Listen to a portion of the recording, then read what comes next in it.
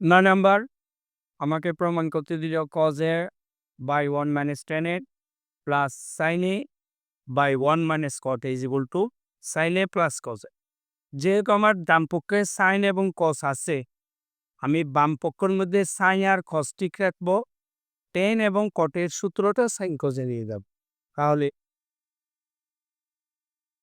cos A ঠিক রাখলাম, tan A is equal to sin A by cos A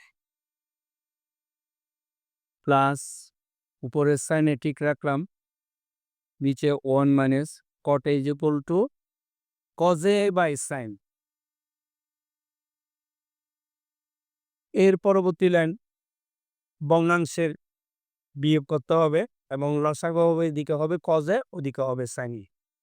যেভাবে স্বাভাবিক ভগ্নাংশ করা হয় ঠিক সেভাবে আমার লসাগুটা হবে cos A, তাহলে এদিকে হবে cos A minus sin।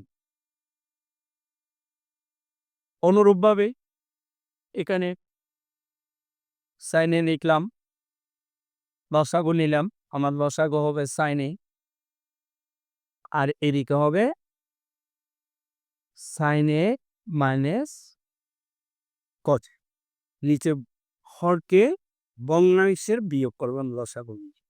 পরবর্তী লাইন আমি ভগ্নাংশটাকে সরল ভগ্নাংশ করব, তাহলে আমার লবের মধ্যে হলো cos A ইনটু হরটা বিপরীত হয়ে যাবে, cos A তো উপরে উঠবে, cos A minus sin A টা নিচে চলে যাবে। এটা হচ্ছে ভগ্নাংশকে রূপান্তর। ঠিক একইভাবে এদিকে হবে sin A ইনটু এই sin A টা উপরে চলে যাবে, sin A minus cos A কার নিচে।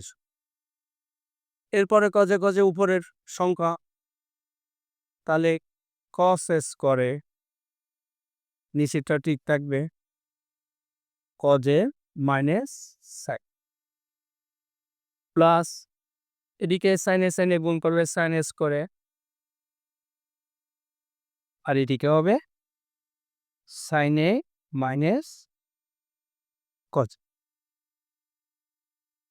পরবর্তী লাইন আমি লসাগু নেওয়ার জন্য cos A minus sin A আছে, sin A minus cos A আছে, তাহলে আমাকে একটা মাইনাস সাইন কমন নিতে হবে দ্বিতীয় ভগ্নাংশ থেকে।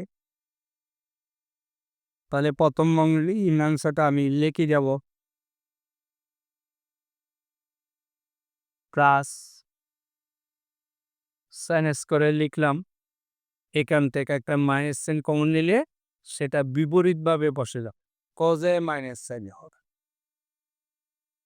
আমি ভগ্নাংশ মেলানোর জন্য পরবর্তী লাইন আমার নিচের হর মিলে গেল cos A minus sin A।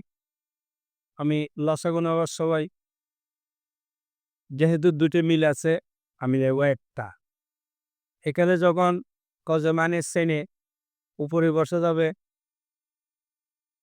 cos S করে মাইনাস sin S করে।